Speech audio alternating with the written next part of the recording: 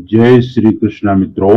जब सरकार खोलने पहुंची सातवां दरवाजा, पद्मनाभ मंदिर के उस रहस्यमय सातवें दरवाजे पर नासा के वैज्ञानिक पहुंचे और उन्हें जो नजर आया उसे देखकर वैज्ञानिकों को खुद की आंखों पर यकीन नहीं हो रहा था। भारत के अंदर आज भी ऐसी कई जगह हैं जहां आकर विज्ञान हाथ खड़े कर देता है। विज्ञान कितना भी तरक्की कर ले, इन रहस्यों को सुलझाना विज्ञान के बस में आज भी नहीं है। साल 2011 में जब पद्मनाभ मंदिर के 6 दरवाजों को खोला गया था तो उसमें से बेशुमार मात्रा में खजाने की प्राप्ति हुई थी, लेकिन जैसे ही वैज्ञानिकों की टीम 7वें दरवाजे के पास पहुंचती है तो कुछ ऐसी चमत्कारी घटनाएं होने लगी मित्रों, जिसे देखकर हर कोई हैरान हो गया। 7वें दरवाजे को खोलने के लेकर काफी विवाद हुआ। इसे देखते हुए सुप्रीम कोर्ट ने उस दौरान इस मामले में दखल दिया और 7वें दरवाजों को खोलने पर रोक लगा दी। आखिर क्या है उस दरवाजे का रहस्य? ऐसा मान्यता है मित्रों कि अगर इसे खोला जाएगा तो इस पृथ्वी पर प्रलय आ जाएगा। चलिए इसके बारे में थोड़ा डिटेल में हम जानते हैं। आप देख रहे हैं दोस्तों मोटिवेशन आरके ब्लॉग। आप लोग मोटिवेशन आरके ब्लॉग चैनल में आप सभी को बहुत बहुत स्वागत है मित्रों।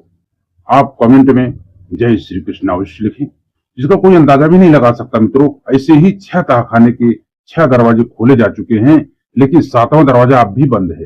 स्वयं नाग लोग इस मंदिर की खजाने की रक्षा करते हैं। अगर पद्मनाभ स्वामी मंदिर के 7वें दरवाजों को खोला जाए तो कोई अनष्टकारी घटनाएं हो सकती है, जो मानव जाति के लिए बिल्कुल भी सही नहीं होगी।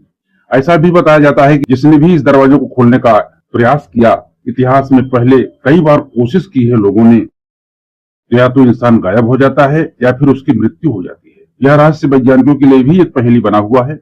अब सवाल यह उठता है कि आखिर यह खजाना इस मंदिर में किसने छुपाया था और इस मंदिर को बनाया किसने था। दोस्तों, यह मंदिर कब बना, इतिहासकारों को इसके बारे में कोई पक्का प्रमाण तो नहीं मिलता।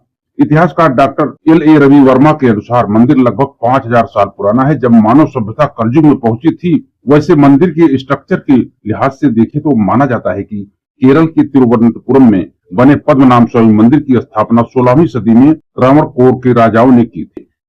इसके बाद से ही यहाँ के राजा इस मंदिर को मानते रहे। इसके बाद साल आता है 1750 का। महाराज मार्तंड वर्मा ने खुद को पद्मनाभ दास घोषित कर दिया। इसके साथ ही पूरा का पूरा राजा घराना मंदिर की सेवा में जुट गया। अब भी शाही घराने के अधीन एक प्राइवेट ट्रस्ट पर मंदिर की देखरेख कर रहा है। जैसा कि मैंने बताया कि इस मंदिर के अंदर बहुत बड़ी मात्रा में संपत्ति छिपा कर रखी हुई थी ताकि किसी जरूरत में काम आए। मंदिर में 7 गुप्त तहखाने हैं और हर तहखाने से जुड़ा हुआ एक दरवाजा है। साल 2011 में सुप्रीम कोर्ट की देखरेख में 6 दरवाजों को खोला गया। आंकड़ों की माने तो इन 6 दरवाजों के अंदर कुल मिलाकर 1 लाख करोड़ से ज्यादा कीमत की सोने हीरे के आभूषण मिले। लोगों ने यह भी कयास लगाया कि दरवाजा दूसरी दुनिया से जोड़ता है। इसके साथ ही दरवाजा खोलने की कोशिश रोक दी गई।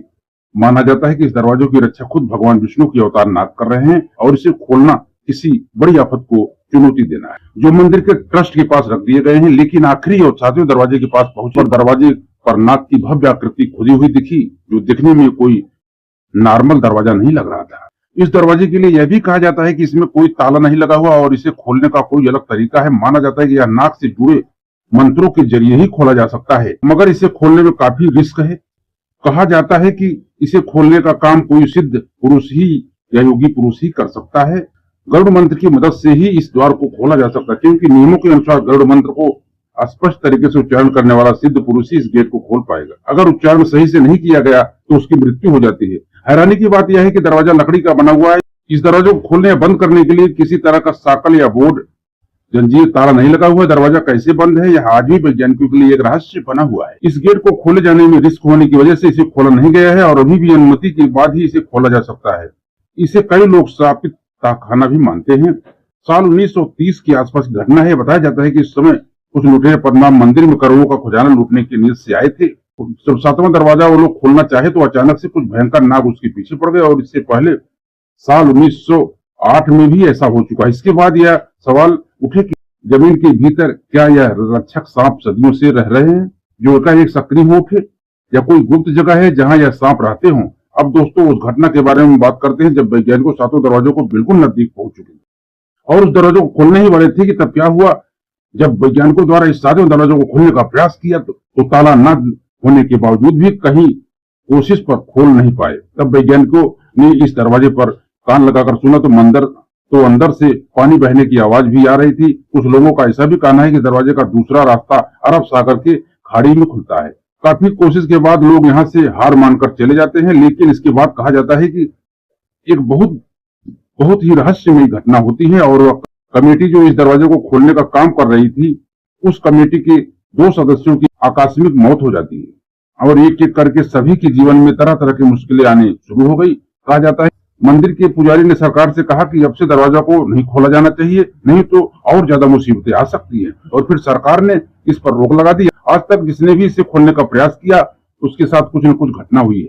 कहा जाता है कि पिछले 6 दरवाजों को खोलने पर जितना खजाना निकला था उससे भी कहीं अधिक खजाना 7वें दरवाजे के भीतर मौजूद है।